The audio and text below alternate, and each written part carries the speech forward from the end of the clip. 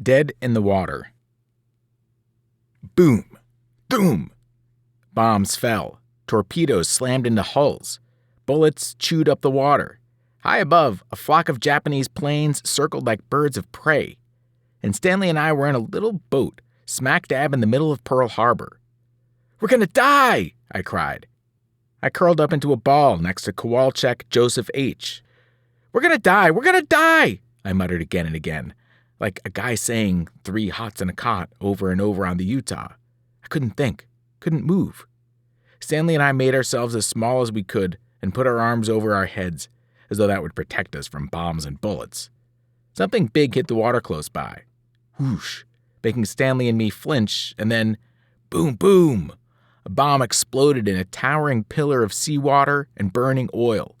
Our little motorboat turned sideways and almost flipped, but somehow it stayed level enough to still be floating when, koosh, a swimming pool's worth of water came slamming down on top of us. Completely drenched, I pulled myself up to sit in our floating bathtub. I coughed, spat, coughed some more. I felt like a cat that had been caught out in the rain.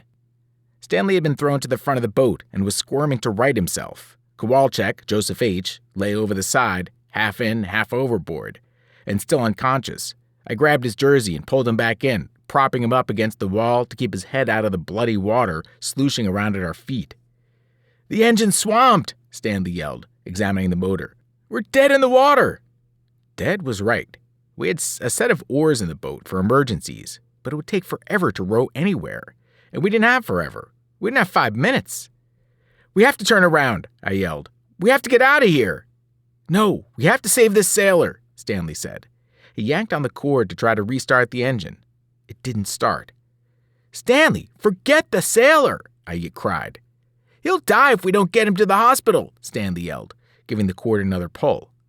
Kaboom! Something exploded to our left, and Stanley ducked down again. "There's 100 Japanese planes dropping bombs on us," I said, shaking. "We're all gonna die if we stay out here a minute longer." "Then we might as well die trying to do the right thing," Stanley told me. There was a time when I would have been hurt by his words, felt ashamed. Maybe Stanley was taking a shot at me, and maybe he wasn't. I didn't care. Right now, I was just afraid. Frantic, stinking, full-on afraid. "Stanley, we are 13 years old," I told him. "We shouldn't be anywhere near this battle. I want to go home." "I do too," he said. He tried to start the engine again. "But you don't have a home anymore, and neither do I." He was right, and there was a lot more in what he was saying. Everything that Hawaii had been for both of us was gone. But that didn't mean I wanted to die. "The dungeon, then. We can hide there until this battle's over," I told him. "Maybe there are medics there now who can help this guy." Stanley gave me a look. We both knew that Kowalczyk Joseph H. needed more than a field medic. Going back to the dungeon was a death sentence for our passenger. "We're more than halfway to the hospital," Stanley said. "If we turn back now, we'll be on the water even longer than if we keep going forward. You're Mr. Risk Assessment. You tell me which way makes more sense." "I don't know," I told Stanley, covering my head with my arms. I don't know. Stanley yanked on the engine starter rope, and vroom, the outboard motor roared to life. "Then we're going to the hospital point," Stanley decided for us. He revved the engine, and we were moving again. Thick oil-black smoke was everywhere, making it hard for Stanley to see where he was going. Me, I couldn't see where we were going because I had my eyes closed. "Frank, get to the front of the boat and tell me if I about to hit anything," Stanley shouted. I didn't want to move, but I didn't want to die either. Hard in my throat, my arms and legs shaking, I crawled past the barely breathing Kowalczyk Joseph H. to the front of the motorboat where I could keep my eyes on the water. I glanced back at Stanley, but he looked right past me. I knew he was focused on steering, but he had to be mad too. He'd been understanding before about my cowardice, but his patience had to have run out. I couldn't blame him. Thoom! A new explosion rocked the Navy Yard to our left, and I flinched as yellow-gray smoke clouds mushroomed from the Cassin, the Shaw, and the Downs, all in dry dock for repairs. What did me being brave matter when it was the end of the world? I turned to tell Stanley about a piece of debris in the water ahead, and I gasped. A giant steel-gray battleship was right behind us and about to run us over. Papayas. "Stanley, look out!" I yelled. Stanley yelped and swung the tiller so hard we both went tumbling, but our little boat swerved out of the way just in time. As the big battleship slid past us, I looked up and the name painted on its prow. "It's the Nevada!" I cried. The same battleship we'd almost run into when Stanley had handed me the tiller on her way back to Ford Island. I reeled. Had that really just been yesterday afternoon? I stared at the USS Nevada now. Somehow, the ship had gotten underway during the battle, even with a house-sized hole in her port bow. How in the world had she not sunk? Her guns were still roaring too, hurling artillery into the sky in every direction. Ha, I thought. Maybe the U.S. Pacific Fleet isn't such a pushover after all. I wasn't the only one feeling inspired. Sailors all across the harbor cheered as the Nevada chugged by, and Stanley stood up in our launch and saluted. "Pull in close up to her," I told Stanley. "She'll give us cover from the airplanes." It was a good idea, until it wasn't. The Japanese planes noticed the Nevada too, and suddenly every bomb and bullet and torpedo was headed the battleship's way. And ours. Stanley put some distance between us again, but as we watched, the Nevada took the brunt of the Japanese second wave. Over on the docks, a trio of sailors wearing nothing but white underwear and flat metal helmets fired old bolt-action rifles at the Japanese planes, but they weren't hitting anything. As we watched, the sailors threw down their rifles and tossed away their helmets, then dove into the oily water of the harbor. "Holy cats!" Stanley cried. "What are those papayas doing?" "I don't know," I said, "but they're swimming right for us." Fireworks. Stanley steered the launch to pick the sailors up from the water, but when we got close, they waved us away. "We're headed for the Nevada," one of them said, swimming hard. "At least there we can do something useful." A few moments later, we watched as a sailor on the Nevada threw them a line. The 3 sailors climbed on board and immediately ran to help with the portable hand pumps on deck. I shook my head in disbelief. 3 sailors were bonkers, or else they were heroes. Maybe they were both. High above us, a Japanese plane released a whistling bomb that looked like it was headed straight for me and Stanley. We cried out and fell to the bottom of the boat, but the bomb kept carrying, missing us and the Nevada, and flying all the way across the harbor, where it crashed down through the deck of the already burning Shaw. There was a breath of a moment where nothing happened, and then suddenly, kathoom! The Shaw erupted in the most spectacular fireworks show I'd ever seen. Stanley and I stayed low as flaming chunks of dock and twisted pieces of shrapnel flew through the air. Boom, boom, boom, boom, boom. The Shaw kept exploding, just like the Arizona had. The brilliant yellow eruption lit up the dark clouds and silhouetted the palm trees that still stood on the shore. It looked like something out of a war movie. It was unreal.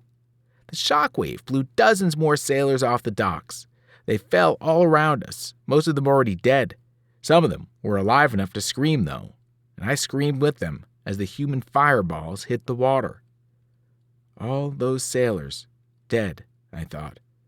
All those sons and dads and friends and boyfriends who will never come home again. Like Brooks, like Stanley and me if we didn't get off the water, fast. Stanley crawled over to turn the tiller and the boat swerved. Then, to my surprise, he cut the engine. "What are you doing?" I cried. "Look," yelled Stanley, pointing. I peeked my head up just far enough to see. The water between us and the Shaw was covered with burning oil. The fire so bright and so hot, I had to raise an arm in front of my face. Finally, I saw what Stanley was pointing at. One of the sailors thrown from the Shaw was still alive. Incredible, but he was trapped, treading water inside a huge ring of burning oil. A ring that was getting smaller and smaller by the second. One chance. The trapped sailor was white, fair-haired, and frightened out of his wits. He waved to us frantically and called out for help, his words swallowed by the roar of the fire. "Can't get any closer to him," Stanley told me. "That oil's burning so hot it'll cook our boat." "You have to swim under the fire," I yelled to the stranded sailor. "I can't," the sailor yelled back. "I think my arm is broken." I stood in the boat and threw him our life preserver. It sailed through the flames and landed in the open water where the sailor could reach it. "Yes! Nice!" said Stanley, and we slapped hands. Our celebration was short-lived, though. The life preserver would save the sailor from drowning, but it wasn't going to do anything about the fire that was slowly creeping up on him. He was going to burn to death before he drowned. But what else could we do? "We have to leave him," said Stanley. "What? No," I said. "Frank, if we go over there, our motorboat will catch on fire." "I know," I said, "but he's right there. We can see him." The sailor couldn't understand what we were saying to each other. He looked back and forth between us, his eyes full of desperate hope that we would find a way to save him. "There's nothing we can do," said Stanley. "We have to accept that and save the one guy we know we can save," he said, pointing to the still unconscious Kowalczyk Joseph H. "And save ourselves." I sagged. The thing was, I could think of a way to save the trapped sailor, a chance at least, but it meant I might get hurt or even die. "I'm sorry," Stanley yelled to the sailor. "No, please," the sailor yelled back, but Stanley shook his head and turned to start the engine. Like he'd said, there was nothing he could do to help. But there was something I could do that Stanley couldn't. I took a deep breath. "Wait," I told Stanley. "I can swim under the fire and pull him out." The real McCoy. "Swim under the fire and pull him out?" Stanley cried. "Are you nuts? Frank, the water is on fire." "I know," I yelled. I could feel the waves of heat, taste the burning oil in the air. "But we have to help." "Just one," Stanley said, pointing at Kowalczyk Joseph H. "That's what your sister said. If we could save just one, that would be enough. He's the one, Frank." "But is one really enough, Stanley? A true hero steps in when they see somebody getting hurt, and that guy's about to get hurt. Bad. And you said yourself that holding my breath underwater is my superpower." "Frank, I was kidding," Stanley told me. "You're good at holding your breath, but you're not Namor. Nobody is." I looked again at the distance between the boat and the sailor. It was possibly, just close enough for me to swim the entire way underwater while I held my breath. "Frank, there are 100 ways you could die trying to save that guy," Stanley told me. 1,000. "Oh, I know," I told Stanley. I'd gone through them all in my head already. I could run out of air and have to come up in the fire, or the fire could come close in on the sailor while I'm underwater. There could be Japanese subs down there, or sharks, or giant eels. Nobody ever thinks about the giant eels. "If you know all that, then why do it?" asked Stanley, looking at me like he didn't recognize me. I blinked. He was right. Who was this Frank McCoy? Who wanted to jump into the burning water to try and rescue some man he'd never met before? I remembered Webb Edwards' words from the radio in Stanley's house. "Folks, this is the real McCoy." Who was the real McCoy? Was I the Frank McCoy who froze up when the going got tough? Or was I the Frank McCoy who could be brave in the face of danger? Who stood up for his friends in a fight? Who helped people when they were in trouble? I was still afraid of pretty much everything. And this right here, swimming under fire to maybe rescue a trapped sailor, this was the scariest, most dangerous thing I'd even thought about doing in my entire life. But of all the things in the world I was afraid of, I suddenly realized that my greatest fear was being too scared to do the right thing. That's who I wanted to be. That's who I was. "Because this is the real McCoy," I told Stanley. I stood up and pulled off my shirt and pants, stripping down to my underwear like Namor. Then I dove headfirst into Pearl Harbor. Fins. I timed my dive so my momentum would take me straight under the burning oil, giving me a little burst of speed like a racer off of starting blocks. I'd braced myself for the water to be cold, but it was hot under the flames. Not as hot as the oil would be if I came up through it, of course, but hot enough to remind me not to waste a second getting to the sailor. But wait, where was he? The water of Pearl Harbor was usually clear, but now it was dark and murky, the only light coming from the wobbly, eerie ceiling of the fire right above me. A seizing panic rose up from my stomach to my lungs and then to my throat as I struggled to hold my breath. What if I got turned around in the darkness and couldn't find the edge of the fire? What if I ended up like those burned, oil-covered sailors we've been seeing all day? I closed my eyes to clear my thoughts. The only thing we have to fear is fear itself, I told myself. I couldn't freeze up. Not here. Not now. I had to move. I'd been pointed in the right direction when I dived in. I had to trust in that. I swam forward as hard and fast as I could. After a few moments, a body loomed up at me out of the darkness. The sailor? Already? No, this man was dead. Unless the sailor I was after had already drowned. Was I too late after all? I swam closer. No, the sailor was black. His dead eyes stared not at me, but down into the depths, as though he could see something at the bottom of the harbor, something no living person could see or would ever want to. I swam on. The attack is still going on up above, but it was muffled like before, when I had swum from the Utah to Ford Island. The booms of bombs sounded like somebody banging a big bass drum in the distance, and I thought I could hear someone tapping on the hull of the ship. Or maybe that was just my imagination. I jerked back in surprise as a long, thin torpedo with fins ticked by, bound for some bigger target. Where was it going? What if it hit the motorboat? And was that a shark's tail I'd just seen flicking away at the edge of my vision? I gulped down my fear and swam faster. There was still a little air left in my lungs when at last I saw the churning legs of the trapped sailor. I kicked hard and came up right beside him in his little circle of clear water, gasping for breath. The sailor jumped in surprise, almost swimming into the burning oil. I grabbed hold of his life preserver to pull him back.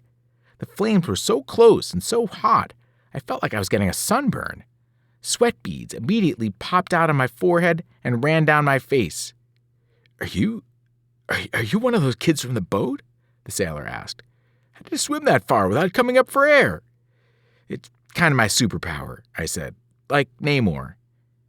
In the motorboat, Stanley was jumping up and down and pumping his fists in the air, no doubt thinking the same thing.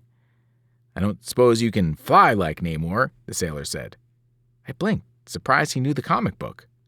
No, I told him, my throat raspy from the thick smoke.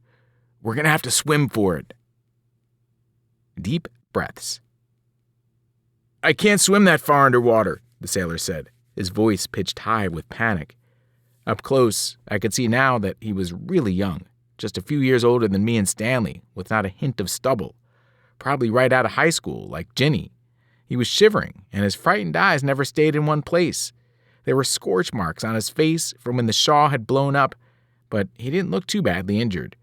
Except for the broken right arm he held sideways against his stomach. That was going to be a problem. What's your name? I asked the sailor. What? He said, like that was the strangest question he'd ever heard. Your name, I said. What's your name? Patrick? Okay, Patrick, I'm Frank. I swam here underneath the water, which means we can both swim back. He shook his head frantically. I can't, he said. You have to try, I told him. We'll die, he told me. We'll come up in the fire and we'll burn to death. Frank, Stanley yelled from the boat, urging me to hurry. I waved an arm at him to tell him I understood, but kept my eyes on Patrick. I know you're scared, I told Patrick. I am too. I'm really scared, and there are a lot of ways we don't make it out of this. Trust me, I've imagined every single one of them. But if you freeze up now, the one way you die for sure is being here when the fire closes in on you, right? Patrick's eyes flitted all around us, confirming again that we were getting surrounded by fire, and that it was getting closer. He nodded. I peeled his good hand away from the life preserver. Okay, so we're letting go now, I said. No, he said. I nodded, looking at him straight in the eyes. Yes, Patrick, we can do this, I said. I turned and looked at the distance we had to swim back to the boat, and all the calm I'd been showing for Patrick's sake burned away like smoke. What had I been thinking? The distance was too far. The fire was too hot. Patrick was too heavy. We were never going to survive this. Take a deep breath, I whispered to myself. Patrick thought I was talking to him, and he started trying to take deep breaths. The fact that he was listening to me, that he trusted me, scared me a little. I was just a kid, and he was a sailor in the U.S. Navy. But it also gave me confidence, made me feel like we were in this together. I nodded and breathed deeply with him. The heat was almost unbearable now, and the oily smoke burned my throat. "All right," I told Patrick. "We go on 3. Just swim as hard and fast as you can until you can't swim anymore." "And then what?"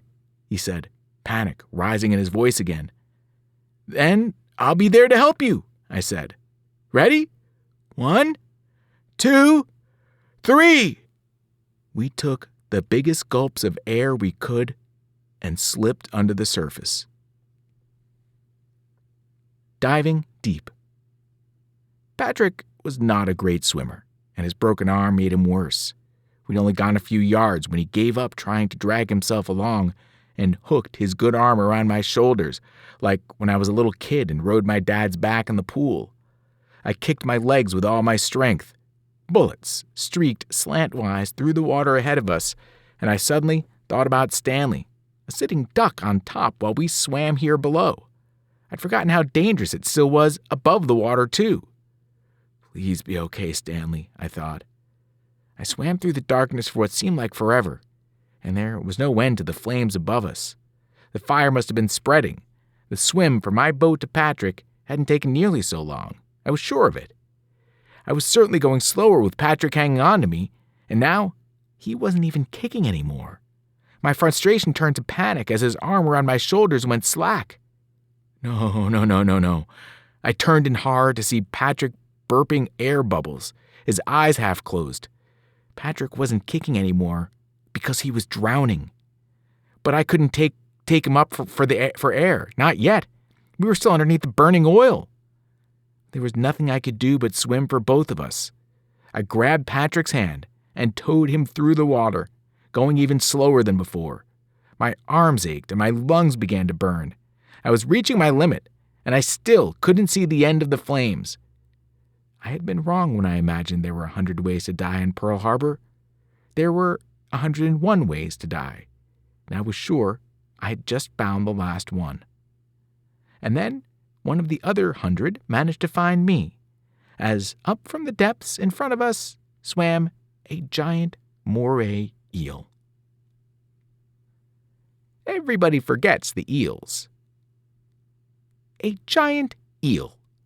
I felt a mixture of horror and vindication. I had told everybody that Pearl Harbor was full of super dangerous giant eels, and now I had proof. Not that I wanted proof now, or ever. Dark and spotted, the snake-like moray twisted its head first this way, then that way, taking me in with its cartoonish black and white eyes. It was an absolute monster, at least twice as long as me. It could never swallow me whole, but I knew that moray eels had a secret weapon, a second set of jaws set deeper into their mouths. First, the eel would clamp onto me with its razor-sharp outside teeth, kind of like the dog that bit me in Pensacola. Then it would take a bite out of me again with its interior teeth. And if I opened my mouth to scream, when I opened my mouth to scream, I would swallow water and drown, and the eel could dine on me at its leisure. A big fin on top of the eel wiggled expectantly. The beast bared its sharp, jagged teeth in what I swore was a wicked smile, and my heart stopped in my chest. This was how I was going to die in Pearl Harbor. And then, like a flash, a white-tip reef shark came streaking out of the murky water. Its powerful jaws snapped tight on the giant eel's neck, and it dragged the moray off into the darkness, the two creatures biting and squirming and thrashing. I hiccuped an air bubble, and I'm not ashamed to say that I left the waters of Pearl Harbor a little yellower than I found them that day. I didn't wait around to see who won the fight. I kicked and pulled Patrick forward frantically, my lungs about to burst, and there was still fire above us. My stomach folded in on itself. My throat throbbed. My brain went fuzzy. I wasn't going to make it. I had to come up for air, or I was going to drown.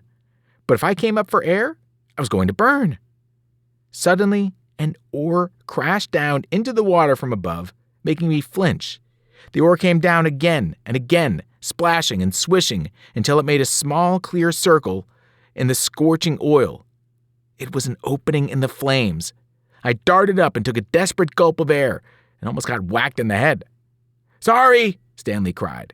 He was holding one of our oars, stretching out so far he was about to fall off the motorboat. The oar looked more like a torch now, covered with burning oil. I sucked in another deep lungful of air and dove back underwater before the flames could rejoin the surface. I came up gasping on the other side of the boat, away from the fire, and Stanley reached out to drag Patrick's limp body on board. The sailor was as white as a beluga whale, and he wasn't breathing. I hung on to the side of the boat, too exhausted to climb in, and watched as Stanley pumped Patrick's chest. Come on, Stanley said. Patrick suddenly jerked to life, coughing up dirty harbor water and retching in the bottom of the boat. It was the most beautiful sound I'd heard all day. "Yes!" cried Stanley. He turned to me and clasped my hand in congratulations. "I never doubted you for a second. Prince Namor lives!" I laughed wearily and rested my head against the side of the boat. I hope Patrick was the last person we had to save today, because I didn't have much energy left for anybody else. "Hey, did you see a shark?" Stanley asked me. "I thought I saw a shark fin." "I saw a shark," I said, still panting. "You know, the Hawaiians say shark gods and pearl are protectors, not the man-eaters. Maybe a shark god was looking after you," Stanley told me. "Maybe she was," I said. "But could you please pull me into the boat, just in case?" Hospital Point. I put my wet clothes back on as Stanley steered us through the smoke and flames. I was exhausted, but I felt exhilarated too, alive in a way that I'd rarely felt before. Like I'd found the real McCoy. It was nice to finally meet him. "I thought you were a goner for sure," Patrick said from where he lay beside me. "All I could think was how I was never going to see my parents and my brothers and sisters again. And then you two showed up right out of nowhere." "Right place, right time," Stanley said, and I smiled. I could afford to smile and relax now, because the second Japanese attack was over. It had ended a few minutes after Stanley pulled me back into the boat. American ships still occasionally fired their anti-aircraft guns, but they were shooting at ghosts. The fighters and bombers were gone. Would there be a third wave? I didn't know, but if there was, we wouldn't be on the water for it. Stanley ran the boat up to the beach at Hospital Point, and we were on the mainland at last. I hauled myself up and helped Stanley drag the boat out of the surf. Bedraggled, weary, and half-drowned, our heroes gratefully set foot on the solid earth of terra firma, Stanley said. "I think terra firma means solid earth," I told Stanley. It didn't matter. He was right. I was so happy to have survived our trip that I could have gone down on my hands and knees and kissed the ground. But we still had the 2 wounded sailors to take care of. Stanley and I helped Patrick out of our boat. He was able to walk, but we were going to need a hand getting up Kowalczyk Joseph H. up the hill to the hospital. Another gig packed full of injured sailors pulled up right beside us, and I ran to its pilot. "Hey, can you help us? We have an unconscious sailor," I said. "Sorry, kid," said the pilot. "I got my own guys to worry about." A group of Marines dragging burned and bleeding sailors directly out of the water gave me the same story. Farther down the beach, a line of sailors waited to stretcher the wounded off the USS Nevada, which had run aground here on Hospital Point. "Hey, help! Here!"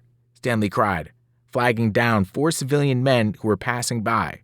2 were Japanese-American, 1 was Chinese-American, and the other was native Hawaiian. Maybe they were contractors who worked for the base or locals who'd come to help. Wherever they were, for some strange reason, they were carrying a door they'd taken off by its hinges. The 4 men set the door down by our boat, moved our unconscious passenger onto it, and then lifted the door by its makeshift corners. They were using it as a makeshift stretcher. "His name is Kowalczyk Joseph H., I told them. "He's a submariner," Stanley explained. "It's really important that he lives," I said, feeling kind of stupid as I said it. It was really important that everybody lived.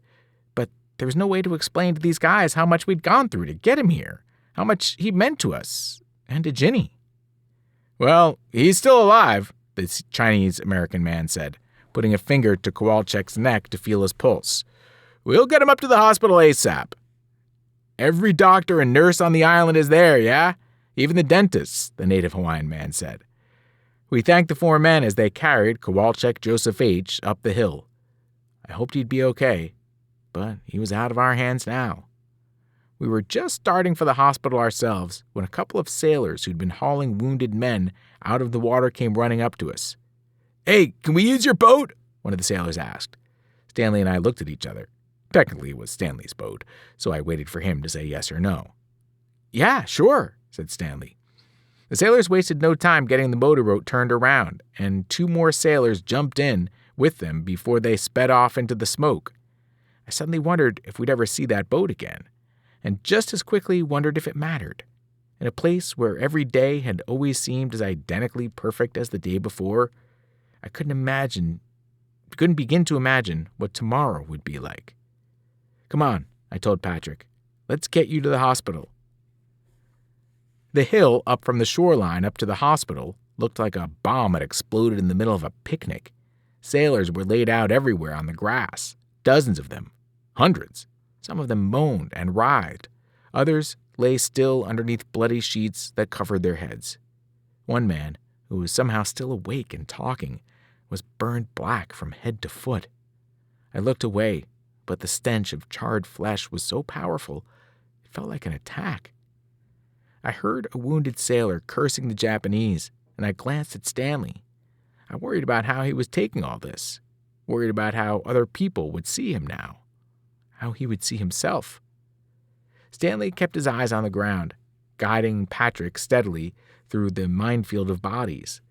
The hillside had become a sort of overflow emergency room, full of doctors, nurses, and orderlies. The nurses, some of them white, some Filipino, some native Hawaiian, wore smart gray dresses and white aprons. I watched as one nurse gave a wounded Marine a shot of painkiller, and I was surprised to see her then take out a tube of lipstick and mark the man's forehead with the letter M. M was for morphine, I guessed, to let the next nurse know that the man had already gotten a dose. The doctors, who were all white men, wore white pants and white jackets stained red with blood. Some of them administered medicine or applied tourniquets and bandages. A medic close to us wasn't treating patients. Instead, he was giving them a quick once-over before marking their foreheads. A sailor marked with a C was immediately picked up by a stretcher crew and taken into the hospital. Maybe C meant critical? Another victim had a gaping hole in his chest, and the medic waved the stretcher crew away and marked the man with an F. Whatever F stood for, it meant the man was unsavable. The medic worked quickly and efficiently, but was grim-faced and ashen. It must have been an awful burden, I thought, deciding which men would live and which would die. An orderly zipped a dead sailor into a canvas sea bag, and he and another orderly picked it up and carried the body up the hill. As we got closer to the front door of the hospital, I saw a pile of canvas bags, just like that one, stacked up like cordwood. I stopped. I'd seen a lot of awful things that day, but something about that mountain of corpses made me weak in the knees. Hey, what's that Jap doing here? Someone demanded. I looked up to see a nervous-looking young soldier in a khaki uniform blocking us from the door to the hospital. The soldier was young and white and had on a white helmet with the letters MP on it, military police, and he was pointing a rifle straight at Stanley. Stanley's eyes went wide as he looked into the barrel of the gun, and he took a frightened step back. My first instinct was to jump to his defense and tell the MP where he could stick his rifle, but I remembered what Stanley had said about picking his own fights, so I stood and waited and watched. Something of the old Stanley raised his chin and looked the soldier straight in the eyes. "I'm a U.S. citizen," Stanley said. I stepped up beside Stanley. "Not every American looks like you," I told the soldier. The MP scowled and gripped his rifle tighter. It was scary having a gun pointed anywhere close to me, but I knew it had to be even more frightening for Stanley. I just had to hope that me standing firm next to him meant something, to Stanley and to the soldier. The MP shifted his weight and looked back and forth between us, but he kept his rifle aimed at Stanley. Then Patrick stepped up beside us, still cradling his broken arm. "Buddy, this kid just saved my life and the life of another sailor," Patrick said, nodding toward Stanley. "He's a hero. They both are." A hero? Me? I thought. Frank McCoy, the scaredy cat? All day I'd seen regular, everyday people, sailors and civilians, be heroes as they risked their lives to help people in need. But now that I stopped to think about it, hadn't Stanley and I done the same thing? When we'd seen people in trouble, we'd had the courage to help, even when it was hard, even when it meant we might get hurt. I looked at Stanley, who stood a little straighter beside me. Patrick was right, and Stanley knew it too. We were heroes. I looked straight into the MP's eyes and dared him to suggest otherwise. The MP studied all three of us, then slowly lowered his weapon and stepped aside. "You hear that?" I asked Stanley once we made it inside and handed Patrick off to a nurse. "He called us heroes."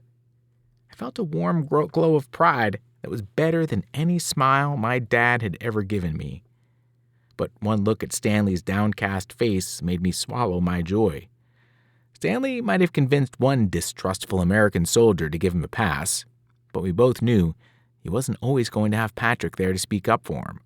Or me, for what it was worth. Heroes or not, everything had changed for Stanley. "Yeah," he said quietly. "Listen, you should wait here for your mom and sister. I'm going to head into Honolulu, make sure my grandparents are okay." "Okay, I can come with you," I offered, but Stanley clearly wanted to be alone. I stared after him as he left. Of all the things I would remember about the attack on Pearl Harbor, all the horrible images that had been burned into my brain that day, I already knew that Stanley walking away from me was the one I would never forget.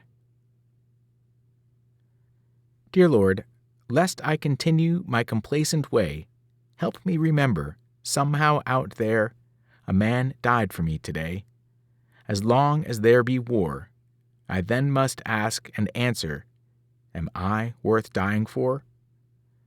A poem First Lady Eleanor Roosevelt kept in her wallet during World War II. Author unknown.